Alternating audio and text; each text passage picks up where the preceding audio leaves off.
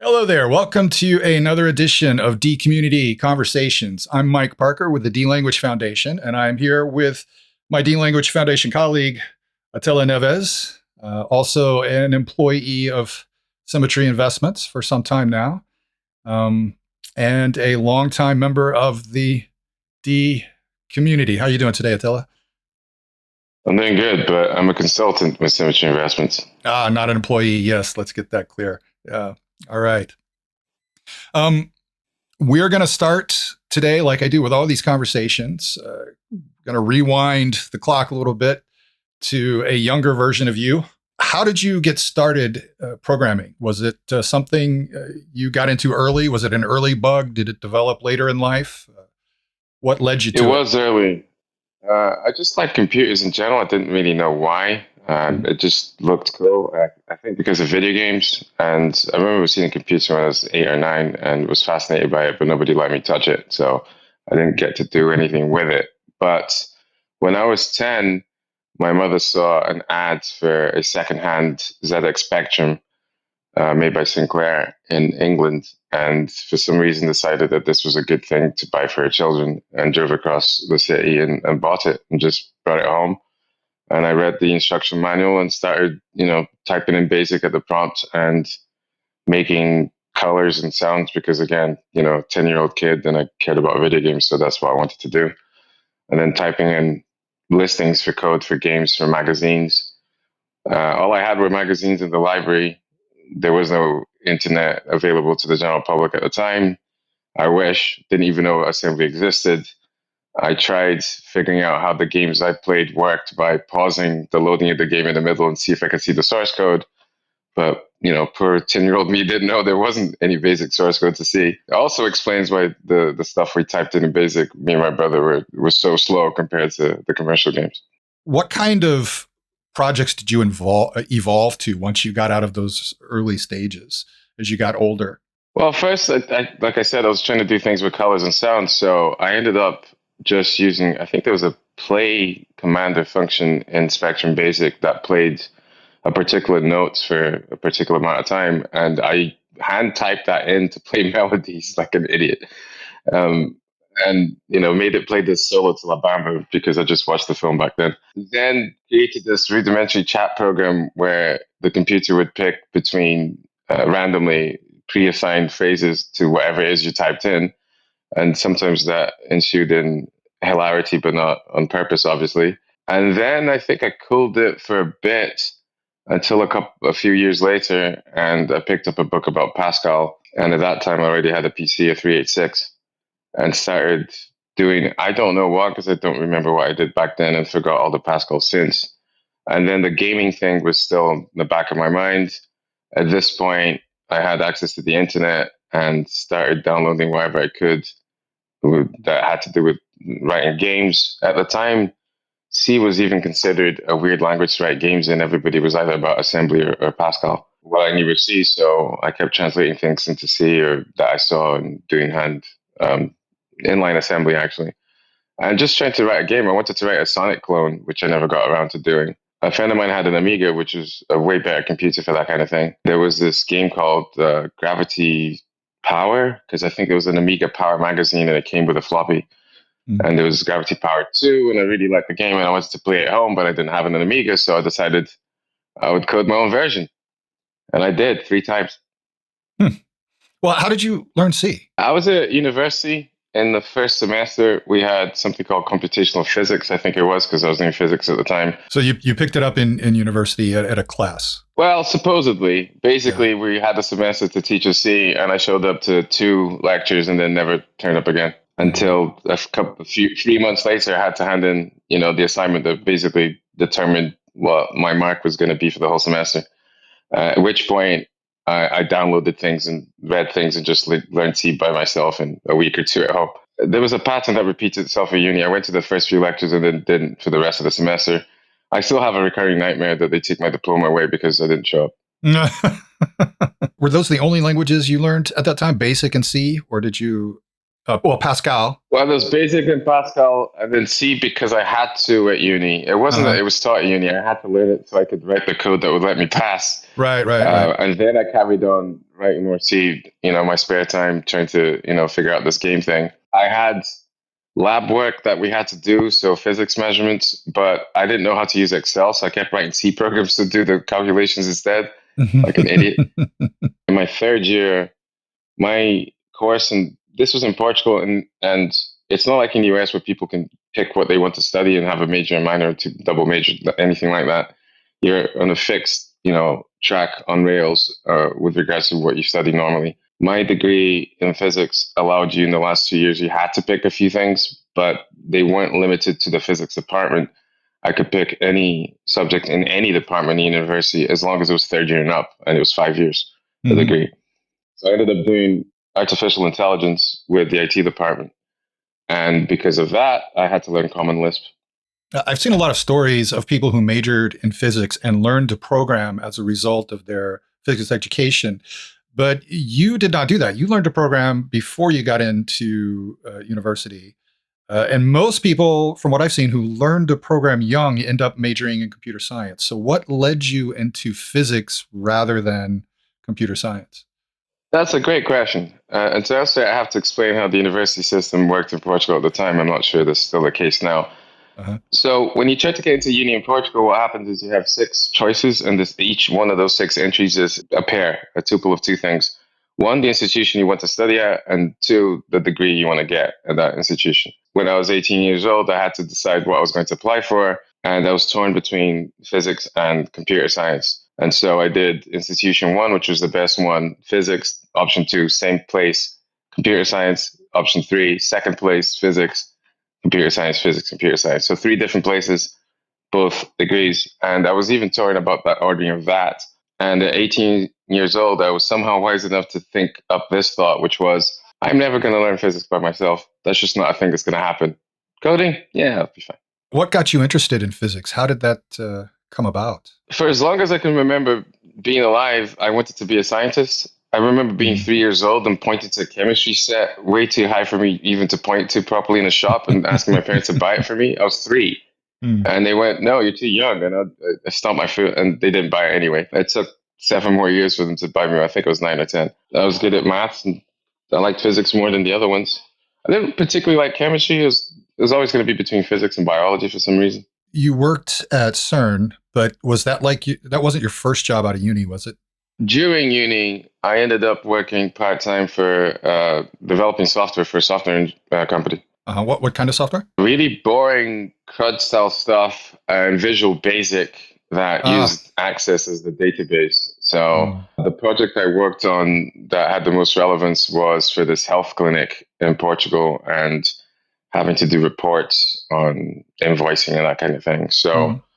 creating invoices and then putting them in the database, selecting things when people ask for them, and then laying it out so they could print it out. Had to even go on site to install it and instruct people how to use the software. So how did you get to CERN? Did you know somebody there already, or? Yes, one of my professors, the guy that was actually teaching the C class in the first semester, he was working at CERN, going back and forth a lot. And because of that, one of my friends at university that I did the first C project with ended up talking to this professor and doing, because we had to do a final year project. So he did his at CERN. And at the time, I think it was in my fourth year, and I was already moving away from physics in the sense that those elective courses that I mentioned earlier, I barely did any physics with them. I did do particle physics and relativity because I thought it would be ridiculous if I got a degree in physics and didn't know anything about the subjects. But otherwise, I did things I had to do, like lab work, and then did artificial intelligence, genetic algorithms, biophysics. So I didn't really want to do a lot more physics, and I was trying to figure out what to do after I got my degree. I didn't want to work in the private sector because I thought that was going to be real work. So I figured a PhD would be easier. Little did I know. Talking to this friend of mine, he said, talk to this professor. He's, at CERN, maybe he's got something for you. I had a coffee with him and he said, look, if it is anything, it'll be a PhD. Tell you what, how about you go for a month, see how things are, and then decide if you want to go back the following year. I didn't particularly enjoy that experience, but I went anyway. because I pictured myself at a pub 10 years later, grumpy, telling a stranger, I could have gone to CERN, And as I pictured that, I went, I can't pick that future path, so I have to go. And what did they have you doing there? So in the beginning, and I didn't know any of this either because, I didn't know how PhDs worked. Why would I? I hadn't done one before. And I imagined something completely different that was in practice. We were a scrappy little experiment trying to get by and, on the fringe of what could be achieved at the time that knew was possible or not. We had detectors that nobody knew how to read because nobody had used it before because we just invented them. These were interesting challenges that we had. And so for the first 2 years, what I did was I was code monkey.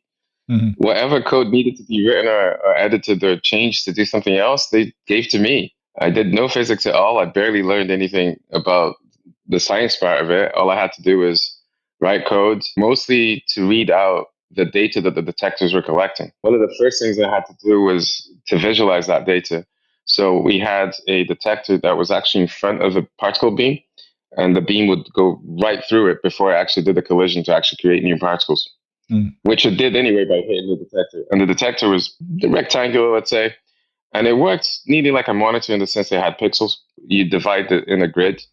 So it's a 2D matrix. And I had to transform the raw data, so this is binary recorded data on the PC's hard drive, into a 2D visualization color mapped to how many particles hit that particular area so that we could have a visual representation of what was happening with the beam. And we ended up using that to steer the beam into the detector, which we had to do in a terminal, which was ancient, decades old, even at that point, which was 25 years ago, 24 years ago. We could see nearly in real time. We'd type in some commands for voltages and, it would move, and we tried to censor it using that software. So that's one of the things I worked on, and I ended up doing a lot more on DAC, which is DAQ, data acquisition. Again, we had detectors and then electronics, and then we had sometimes that the data was analog to begin with. Sometimes it was already digitized by the nature of the detector, and that would be fed into PCs collecting that data. And then we had to create our own binary data formats, basically serialize the data that you're reading from the detector, and then write the code that actually reads that serialized data. The first 3 bits means this, the next 5 bits mean that, so that we can extract physics information from the binary files that we read. Were you using C++ there? Yes, we had to use C for some of the libraries we had for the data acquisition that was written by other teams at CERN, but everything else was in C++. This was right after CERN decided to transition from Fortran to C++, and C++ was the big thing. How long did you stay there at CERN? As a PhD student, about 7 years, 6.5 years. And then when I finished my PhD, just before actually, when I could see that the thesis was just about written, I applied to become what's called a fellow there. And a fellow is basically a postdoc position, junior staff. But when I did that, I on purpose applied not to be a physics fellow, but what they called an applied fellow, which meant I went to the IT department. And so a few more years? A couple of years doing that, nearly 100% of the time writing Perl 5, which still haunts me to this day. Did you discover D while you were there, or was it after you left? I heard about D while I was doing the Perl thing. I don't know if I saw it in Slashdot or somewhere, or I don't know how I came across it, but I remember going to a Wikipedia article for it and reading. It interested me, but this was at the time that there was the whole Phobos v Tango thing, and I went, I'll wait until they start that out, then I'll come back, which is basically what happened. You didn't mention anything about programming as a hobby during this time. So were you doing anything on your own time after work? Yeah. So the game thing never left really. And like I said, that game, Gravity Power 2, actually, because they'd had a sequel. I think it was based on something called Gravity Force before. I wrote a version of that, and it was very basic because the original scrolled around, the levels were big, and the original version that I did was confined to just a single screen. And since this was the mid 90s, 320 by 200 resolution, and that's all you got. And it was, nowhere near the level of sophistication of the original game. And I wasn't happy with that. So I redid another version. in C, and I'd written myself into a corner with a lot of the features because I was not as good at programming. I did things in a naive way, and then changing the code became hard. And so what I did was I ignored it and wrote it from scratch again.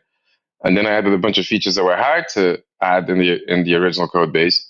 And then I thought up new ideas for the gameplay, and it happened again. So we wrote it from scratch again in C++. And yeah, I think I went through like 3 or 4 versions. So that's what I did as a hobby. Most of that time was finishing that game, which I eventually did. So you leave CERN, and what happens after that? Well, after that, what happened was I didn't know what to do because I was a fellow, not staff, and also because of the nature of CERN. It's an international organization. It actually straddles the border between Switzerland and France. The main site, there's more than one. My office was technically geographically in France, not Switzerland, but I entered, CERN in Switzerland. There's this weird thing that happens there. Neither the French nor the Swiss police can just walk into CERN. They have to ask for permission because the site is under its own governance. It's a weird kind of environment, and that means that you get issued a work permit to be able to live in either Switzerland or France. Depending on one's nationality, you might not be able to do one of those. I remember working with one lady, she wasn't allowed to enter Switzerland, so we had to meet her in the French site because she wasn't allowed to cross the border. This permit is a work permit, and the different ones for Switzerland and France because obviously different governments and different laws. I had one for Switzerland. It's basically a diplomatic permit, and that means that when you leave, it's tied to your job. So when the job ends, give it back. Normally, what happens if you're a normal person is you go back to your country of origin. I decided to stay with no job or permit and just see what happened in one of the most expensive cities in the world and looking for a programming job. And this was just after the financial crash, so nobody was hiring. But eventually, I got a job at Cisco Systems. And how long were you at Cisco? 7 years. 7 years. C++? Yes, it was go hard to write C++. That wasn't a job description. But after that first project ended, all of us got moved to different projects. My team ended up taking over a project. We took over a code base written by someone else, which, as every programmer knows, is our dream. And that was in C. It was horrible, but we snuck in C++ to get some sanity back by writing. It didn't have any tests, which is another problem, of course, legacy code base. So how do we test this? How do we do this? And we ended up writing the tests in C++ because it would be a lot easier. We also ended up faking the operating system it was supposed to run on so that we could run it on our laptops instead of specialized hardware. And you were here when you decided to give D a go, yeah? Yeah, writing C++ and DConf 2013 had just happened. On Progit, there were links to the videos, and I clicked on them, and it seemed really interesting. That all coincided with a period in my life in which I was basically looking for new ways to do things. I had started using Eclipse at Cisco because that's what people used and didn't want to rock the boat. I got frustrated with it and decided I was going to go back to Emacs, which I did. I was running Ubuntu at the time and I heard about Arch Linux and I tried to give that a go. I switched to that and I've been there ever since as well. So I was in a switching mood, and then DConf 2013 videos come along at that time. And I went, maybe I should take a look at this again. Maybe they've sorted out that standard library situation, which was true. As I expressed an interest in this, a colleague on the train ride to work, I mentioned to him, and he went, I have the book. Do you want to borrow? I was like, yeah. So he lent me the deprogramming language and I read it cover to cover on a Sunday afternoon.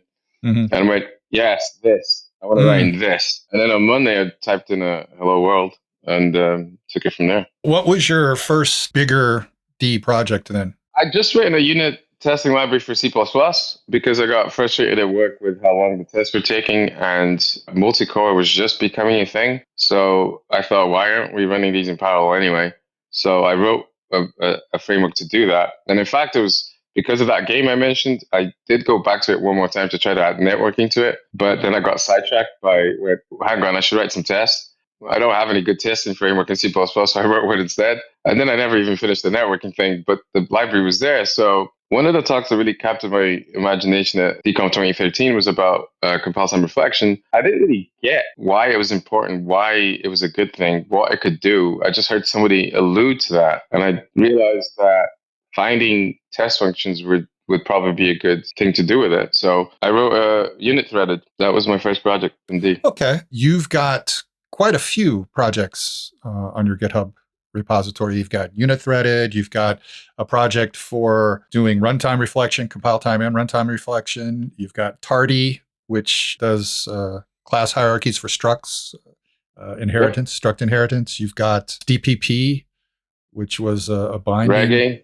Yeah, Reggae. So you've had quite a, yeah, so AutoMem, right? You've got quite a progression of projects there. So unit threaded was just a port of, or a reworking of your existing C++ project. What about these other projects that came up? I think most of them were basically to solve new problems, right? Yeah, things that showed up in life, either some personal project I was doing or something I heard about in D or something I even saw on CPPCon. For instance, Tardy was because of a talk by a guy, Dion, I think is Lee Dion, something like that. And he did this talk on doing late binding, what we call virtual functions, etc., but not within the framework of what the language provided because of some of the downsides of all of that, including reference semantics where maybe you don't want them. The talk was fascinating. Every single one of his talks I've seen has been, but it was a lot of manual work to get the thing rolling. And then he said, if we had compile time reflection, this would be a lot easier. And I went, ding, let me do this indeed, because we do. So that was where that came from. Regulars, because I was not happy with any of the build system solutions that we had. There was probably still is a CMake plugin for D, but I tried that first because I was used to CMake from C++. Can't remember what was wrong with it, but I hated it. And there was a few other things as well. I think there was a thing called Bud. Maybe there was a Bub one as well. There was a few. And I didn't like any of them. A lot of these build systems try to make it hard to write string complete things in the build description. And I think that's wrong. And that was informed by my experience of having to do that in CMake script and how awful that was and how I wish I had the real language instead. It's a real language, so how about we write build descriptions in D? And therefore, Reg was born. Also, that was born out of frustration with Dub and how long it took, and the fact that it doesn't compile per D package. Each one of them has its own little story. Ultimate was back when DIP 1000 became a thing and, GC phobia. So, okay, well, let's have smart pointers for D then, because I don't think people should be writing malloc or free by hand. That doesn't make any sense. Nobody does that in C++ or Rust. Why should we do it? It was always to scratch an itch of some sort. The reflection library that I mentioned, it's called Mirror, right? And I noticed that's the most recently updated project. That's because I was planning to talk about it at DConf, but then I got distracted by what I'm currently calling DIP 1000er. DIP 1000er. Okay. Should I ask about that or? Sure.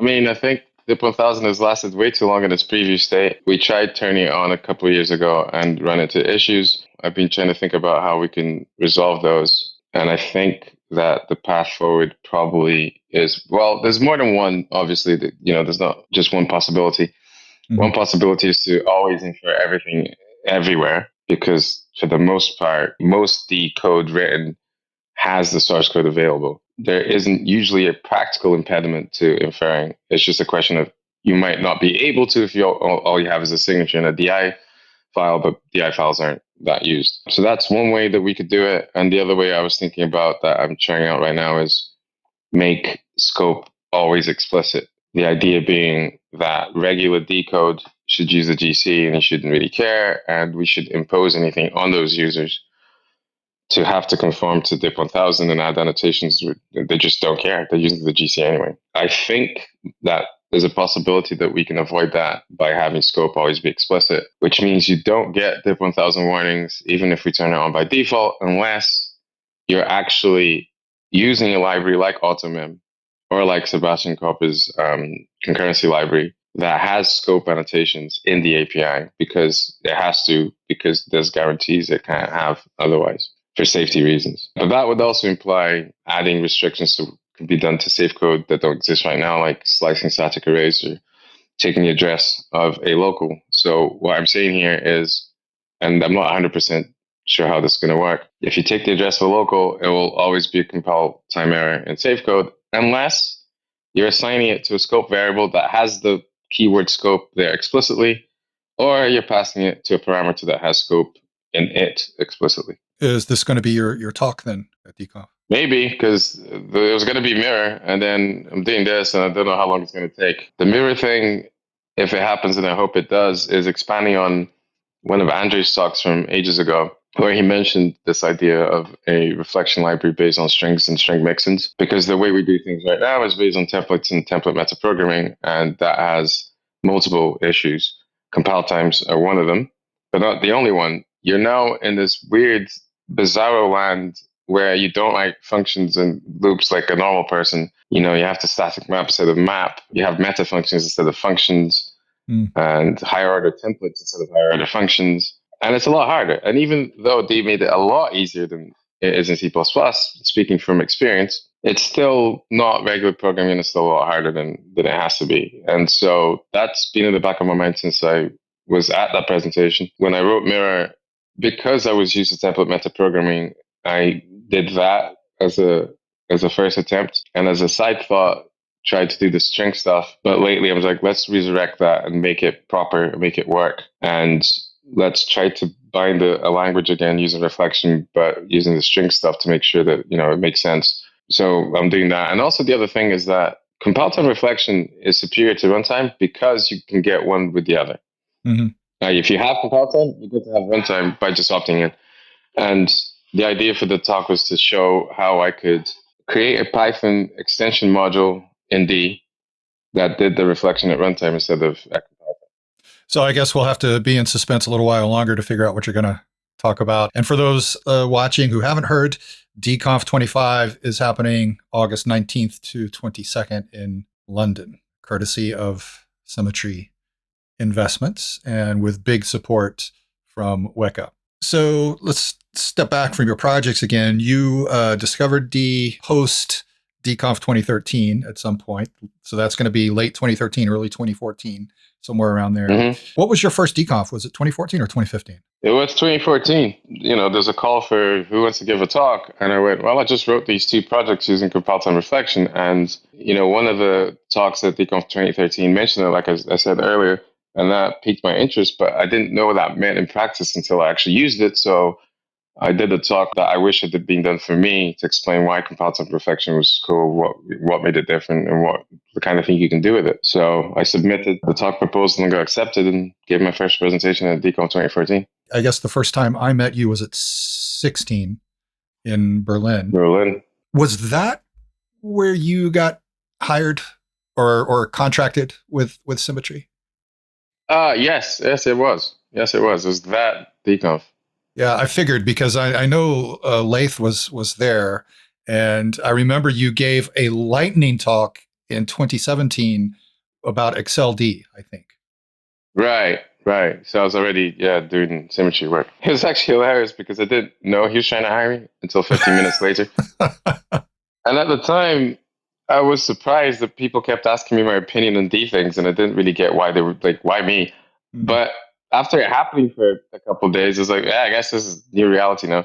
So Leif asking me questions didn't seem weird until it was 15 minutes later. I went, oh, this is a job interview. I would not have answered those questions the same way had I known. Well, it worked out. Because I remember the first question he asked me and how I replied. I remember that very clearly. It was, what would you say is your biggest problem at Cisco? And within a femtosecond, these words came out of my mouth, idiots. Well, you were honest and it worked. Apparently. You got the gig. This is something I want to emphasize every time I hear this story. DConf was a recruiting ground, has been a recruiting ground, still is. We've had people get hired right there on the spot, and not just by Symmetry. Weka's done it. Sociomantic did it, I think, back in the day. Did you have to think about it? Or was it like an instant decision? No, I had to think about it because, to be honest, it kind of sounded too good to be true. Mm-hmm. John Colvin was already working with him, so I asked him how that was. He was like, I can work remotely and work a D? Like, what? How? What? So I did think about it for a bit, but not that long. So you get into Symmetry, and so some of your projects since then, like XLD, have been a product of work, but they've been open sourced. Yes. Were they created intentionally as open source from the beginning? Yes, because for the most part, those projects didn't contain anything that was a secret sauce for the company. So why not? It made it easier for people to contribute and report bugs, and they were useful in their own right. So you mentioned XLD, which is write decode, have it run in Excel. It uses compile time reflection again to figure out what your code is, what parameters it has, that kind of thing. Do the conversions from Excel to D and back. We ended up wrapping a bunch of decode for both Excel and our in-house proprietary language Cell. And I ended up seeing a bunch of repetition. So I created this thing called auto wrap that I think is also open source on GitHub, which is, look, if you're going to be wrapping things, how about we have a common API for external languages? And we ended up doing Excel, Python, and C#. So with the same API, which is like wrap DLang and then template parameters, you could have that same module compiled differently, do the wrapping for Python, Excel, or C#. And the reflection part's all the same. And then there's things like InfluxD, because of the Influx database time series thing. So we wanted to write and read things from this database. So D wrapper / bindings, can't remember exactly what it is. Mirror came from AutoMem because I realized that the reflection part wasn't tied to any particular language, and there were things that we had to do there that aren't available out of the box with double underscore traits or SED traits. And so I extracted that part, refactored it out, just the parts that have to do with doing reflection on a module and nothing else. And so Mirror came from the AutoMem work by doing reflection on modules in the code and data structures with it. And then we ended up doing more work on Reggie because we're using it in Symmetry to build our decode because it's better and faster than Dub. At some point, I do want to upstream some of this to Dub itself so that more people can partake. That's in a long list of to-dos and a wish list kind of thing. So yeah, a lot of these things came about just, all right, let's do this thing at work. Well, how about I use a library instead and then open source it? I don't like writing applications. I find them boring. I like writing libraries. Essentially, a library author sees anything as an excuse to write another one. You're writing your own D code. You're getting involved in the community more and more. You get a job as a D programmer, putting out more D code. And then in 2019, you get a new offer from Andre. Andre decided to step back from his co-maintainer position. He's still with us. He isn't completely gone. He's managing our finances and checks in once in a while on our meetings. But he needed somebody to replace him. And he reached out to you. Was this a surprise? Yes. I mean, he just said he wants to have a chat. And then we started talking. I was like, what? This was at DConf, right? 2019? No.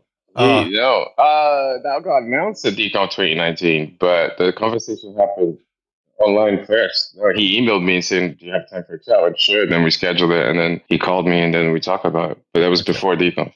I see. No, I was wondering if the conversation happened at DConf before the announcement, because I think the announcement came on the last day during the... Yeah, it was at a hackathon. I wasn't even there. I was sleeping. Well, this involved a conversation with Symmetry too, right? Yes. They actually give you a day every week to focus exclusively on D instead of Symmetry projects. I'm not the only one. There's a few other people that have one day a week that they do open source work. Oh, okay, cool. Did you have an idea in mind of what the job would entail before you took it on? No.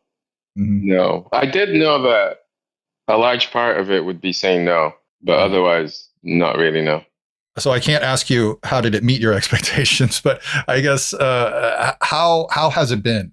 You can. It was more work than I expected, that's for sure. A lot more keeping track of tiny details and following up. More, I guess I want to say corporate in a sense. And since that time, I mean, you're pretty much expected to speak at DConf, whether you have a talk or not. I think last year was the first time we gave you a reprieve. Yes. That was one of the things I only realized at DConf 2019 after the announcement. We were out somewhere in London, and I went, hang on, I need to speak every year now, don't I? And the people were pointing their fingers at me and laughed. I went, yeah. Let's talk about then features and direction. We started kind of trying to decide how to get around avoiding breakage and still move into the future. I guess it was about 3 years ago, we were talking about that in our meetings. I don't know if the suggestion for additions came from you. I think it did. It did. Yeah. It did. Why did you bring up additions? Where did you get that inspiration from? Rust mostly, but also C++. There's a guy in the community called Vittorio Romeo, and he had a blog post about it as well, trying to have the same concept for C++. He called it epochs instead. I felt like we were in a straitjacket with the decisions of the past, and I was trying to figure out how we could fix the mistakes we made without all the downsides. And I mean, additions have their own set of trade-offs as anything else in life. Safe by default, I guess, was one of the main motivators. It's such a obvious thing, but it'll break so much, and we don't want to break. And how much in the actual proposal for additions that we've got so far, how much of it did you draw on Rust or C++? I think I read both of those things like 5 times each. Fed it into ChatGPT at one point, so a lot. But obviously, as I'm reading, I had to take into account the D context and how it's different, and the kinds of things that we want to do that maybe they don't. Features we have, they don't, like composite reflection, for instance. So everything needs to be adapted. You can't just take ideas wholesale and shove them in. Well, we're sitting here talking about additions like everybody's going to know what we're talking about, and it's possible that there are some deprogrammers out there who haven't been following all the news and all the latest. So can you give like a elevator pitch, high-level view? Sure. Well, how about we have a coherent, so a set of features that we say, is going to enter an addition, and we can make breaking changes without breaking existing code. So old code will still compile and function the way it did, but new code that opts into the new addition will operate under different rules. And then, of course, the devil's in the details. So one good example would be safe by default. Right now, and continuing to the future, there's no additions addition, as it were. Currently, if you write a function and don't annotate it and it's not a template function, then it is system by default, because that was what was the case before safe got introduced. And then in the new edition, we make safe the default. So if you just write void foo, you'll get a system function in one case and a safe function in the other. I remember the initial discussions, at least my initial understanding of additions was that any code without an addition annotation on the module statement would be, or the module declaration, sorry, would be using the default addition. And if you wanted to use the new addition, you would opt into it. But I remember there was some pushback on that idea in the forums. There was. And people thought that the compiler default should always be the latest addition, and that you should, yeah. And your solution for that is involves dub. That wasn't my idea. That was Steven Scheikov's idea, actually. And I think it's a good one, because unless you're called Walter, you're probably not calling DMD yourself. Most people are using dub to build their projects, which means they're not passing the compiler flags themselves. The idea being that if you have a normal bare current day dub.stl or JSON, then there is no addition declaration within it, which means you will use the current version of D in that case. Otherwise, if there's an addition declaration, then it will pass that in explicitly. So I think we can have the best of both worlds. One of the arguments was, if people just try out D, they're going to get the old edition instead of the new stuff that we were talking about, because they won't care. They're not going to write a module declaration, which is also how it was supposed to work. And they convinced me. So unless you're running DMD or LDC or whatever it may be yourself, it will just work. And in any case, if your code breaks, then you slap on a dash addition equals whatever we're going to call current D, and it works again. This only happens if you upgrade the compiler anyway. You upgrade the compiler, your code doesn't compile anymore. You add a compiler flag. It's fine. I think there's also some confusion about what kind of features are getting added to additions. Like, I think some people have come to understand that all new features go in a new addition. Other people understand that only breaking changes. Features with breaking changes go in the new edition, and things that don't break can still be added to the default edition. What's the Have we had anything behind the preview switch that wasn't a breaking change? Because I'm not sure we have. Yeah, I'm not sure if we have or not, but anything that's purely additive, would we be adding it to the Sure. default Yeah, it edition? doesn't. No, it doesn't. It doesn't require an addition. If something doesn't Yeah. break, then I think we can do. For instance, let's say we have a 2025 edition and then the default one. We can add something to both that doesn't break existing code if it's purely additive. Sure. I don't think that we need to gate it behind an addition. Additions here are an evolution of something already had, which is, for instance, missing in the C++ proposal that I mentioned earlier, which is the preview switches. So we just make a decision which ones have, proven themselves and then include them. So the idea is always going to be that people can try these features for themselves beforehand anyway.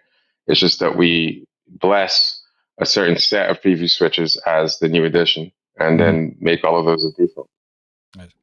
Yeah, I just wanted to clear that up because I know you look at like Java or C++, all new features are in their, new version, new edition, whatever they call it. I think it'll be even harder for us to do that because we'd have to check which edition it is and then maybe do that feature or not. I think if it's additive, it's just simply, even from a code base point of view, to just add it. Mm-hmm. Moving on from additions, I know another thing you have said that you would like to see is for BetterC to become a no-op. You would like... Yes. So for those who don't know, BetterC is not some special subset of the D language. It just disables anything that depends on D runtime because it doesn't link D runtime in when you compile. If you specify the BetterC flag, you do not get D runtime, and therefore you do not get language features that depend on D runtime, like the garbage collector. So that means anything that could potentially allocate through the GC is not available. And there's a list on our website for that. But your idea is that it should be pay as you go anyway. This came from a talk that somebody gave at CPPCon. I can't remember what year it was, but it was writing C++ code to run on a Commodore 64. That turned out to be harder to do than the person expected. What they did, I think, at the end was have x86 assembly translated to 6502 assembly. So that was the path through which it got run on a Commodore 64, and it actually ran on real hardware at the end. And somebody asked a question, and the question was, did you have to turn off exceptions? And the answer was, I didn't even think about that because I didn't use any. And so they weren't linked in. I think that that's beautiful in the sense that the author didn't even consider it. They didn't have to. And I think it should be like that in D too. Did you have a catcher somewhere? No, and it doesn't matter if exceptions are supported or not. So pay as you go means, why are we explicitly telling the compiler to make sure that you're not using anything from D runtime? Just don't. If you don't, why are you linking it? Well, there is the argument that we have several features that depend on D runtime, and it's easy to use them without thinking or without knowing that you're using D runtime. Anybody who cares will make sure that they're not doing that. And most people don't care. Exactly. Why would they? As Jonathan Davis likes to say, BetterC is worse D. He's not the only one. Why would you want worse D? Walter, he's really big on naming things with a marketing appeal. And I think BetterC is great at that, but I think it's a victim of its own success in that regard. People are using it in a way it was never intended to be used, right? They're using it to write new D code instead of using it to adapt a C project to D. Right. I think it's great as a marketing tool, but I would change it to just our tagline, D:BetterC. Yeah, that works too, especially once it's pay as you go. It's like, well, I don't want a GC. Don't allocate. There's no new keyword in C. What are you talking about? That's a purely additive thing too, right? To change the compiler to stop linking in features. Your old code would benefit from it just as much as your new code. It wouldn't need an addition. And you could even make other arguments. I mean, imagine security vulnerabilities. The less code you link in, the less surface area you have as well. Just don't use this thing that you're not using. Mm. How many people actually depend on runtime type information, for instance? They don't, and yet it's there.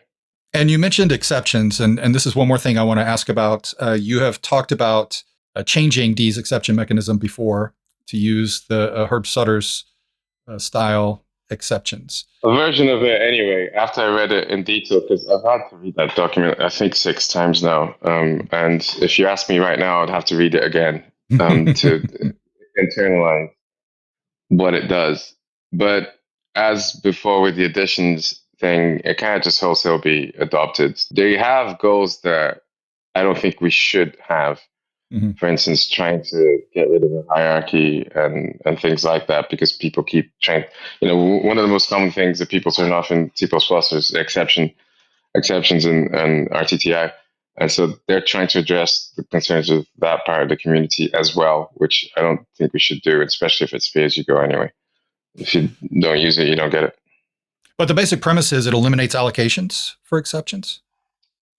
Is that it? I have to go read it again, but that's one of the things. And also the lack of control, knowing it's let's return things, but have syntax that looks like you throw things.